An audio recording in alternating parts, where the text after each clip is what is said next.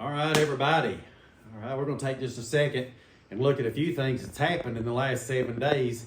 It's been an eventful week for sure. One of the things is the 42 WLA that I ride all the time. I had a set of number 5 heads that I had found, aluminum heads, at Wasion, and a couple of broke fins. I'm going to get her to show you here. Come over here on this side and look at these.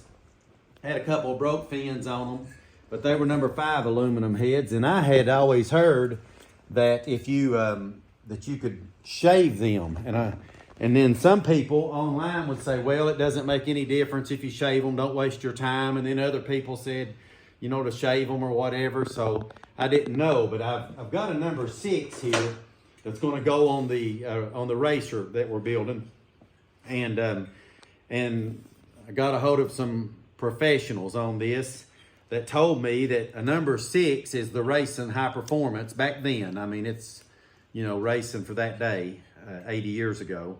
And they're shaved 125 thousandths, which is 1/8 of an inch different than a number 5 aluminum head.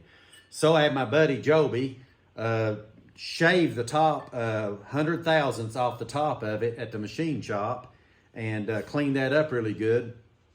And then just to see what the power difference would be. So I took the bike out to find out what would happen, if anything, and it was unbelievable. It makes no difference to me what anybody says about that. This is a different motorcycle. Before, I'm in the hills of Kentucky, and before you would go up a hill and you would be struggling. Sometimes if it was a steep one, you would go into second gear and you'd be 35, 40, best you could do. I took the same hills this week on this motorcycle and did nothing other than shave the number 5 100 thousandths off of them, just a little short of the 125 I'm allowed. And I'm crossing the same hills 55 miles an hour in third gear. It's amazing at the difference that made in that.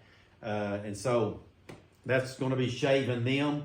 We're working on the racer a little bit, going to get some frame stuff, a little bit of frame work done. I've got the parts for the front end, working on the gas tank. We'll make some videos on that.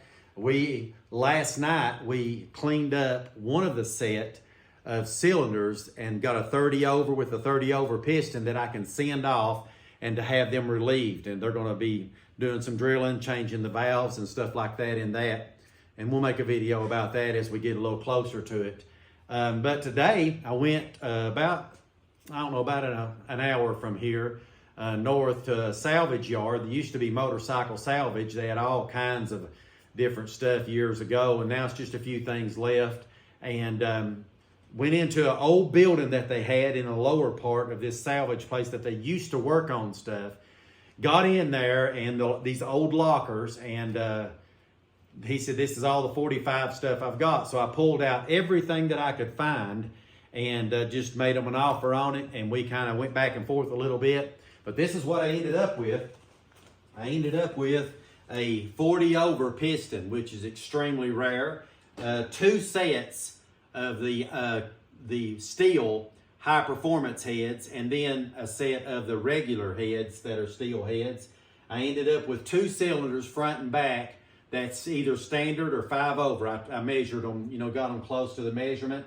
And then I ended up with 2 sets that are 30 over, and then 2 sets that just kind of rough. I got a couple of cases. This case here, a half side, is excellent. And then I got another one over there that's in good shape out of the deal. Got a crank. I don't know how that's going to work out, of course, but I ended up with the pieces here to be able to put that together, and hoping that works out. I got a timer here, a breaker, you know, you can call it a distributor, but that's really it's a really breaks the points that. And got a set of cams out of it, a full set of cams for a 45, set of gaskets for the transmission that I'm doing right now, which will be handy to have. Got a intake for a 45, got some tappet covers and some gaskets and stuff like that. So pretty excited about it. Treasure trove of parts here that I can start working on this thing and get some things done.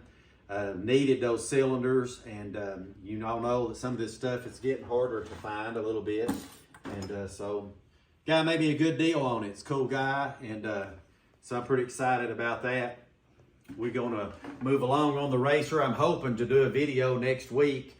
We're gonna do one more cylinder, 30 over cylinder, and I'm gonna see if Morris will let me film him. I don't know if he'll do that or not, but if he will, we're gonna work on that at his house and get that ready. But that's the parts today, a treasure trove for sure. If you don't know any better, it looks like a bunch of rusty steel, but it's more than that. It's rusty gold, as they say on the pickers. And so pretty excited about getting that. This is a 1966 Montgomery Ward's Riverside. I've started restoring this motorcycle, and the story behind it is that my mom and dad met in 1967, I think 68. They met with my dad pulling up to the store that she lived beside, 18 years old, on one of these, brand new. Got it brand new. Pulls up, says, "Hey, do you want to go for a ride?" They take off. We have a mountains around here. One of the climbs Cumberland Mountain. Today it's the Cumberland Tunnel, Cumberland Gap Tunnel, but it was the mountain back then. They start up that mountain, go to make a turn under underpowered machine, 18-year-old, all of the stuff that could go wrong was wrong, and turn, and a car was passing around an 18-wheeler and hit them. My mother went over the top of the 18-wheeler. He watched her go over his hood, no helmet on, head first onto the pavement, broke her skull from here all the way to the bottom, opened it up, which saved her life, they said. And my dad had to have a knee replacement since then over some of the injuries. But anyway, they were on one of these. And so we've been working on this thing for a while. It was bad. I had to take the motor apart over there, and every bearing and everything was froze up and locked up. And if you're thinking about, this is Benelli, an Italian little moped, 50cc. If you're thinking about restoring one of these, I would just like to give you some friendly advice. Don't do it because you can't find parts. I like to have never found the parts. What I could find, and some of it had to work on. Got this thing running, and pretty excited about it. I'm trying to fire it up here and see if it'll take off here for just a second.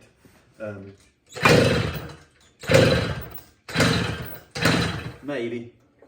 Let's see here, turn the fuel on.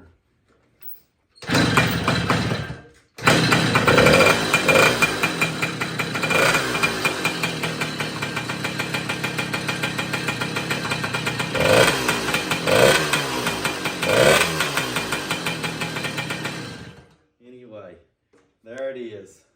1966 Ward's Riverside. I'm going to do some more paint work on it now that I see that it's going to actually run, and try to make it look a little bit better. But we worked on it quite a bit, and we're going to get some pictures, nostalgic stuff. It's been over 55 years since that accident took place, and so just an interesting little thing. But there you are today. Antique motorcycle revival today. The heads. Yes, if you got a 45, shave them. You'll be glad you did. And we're getting a little closer on the racer every day.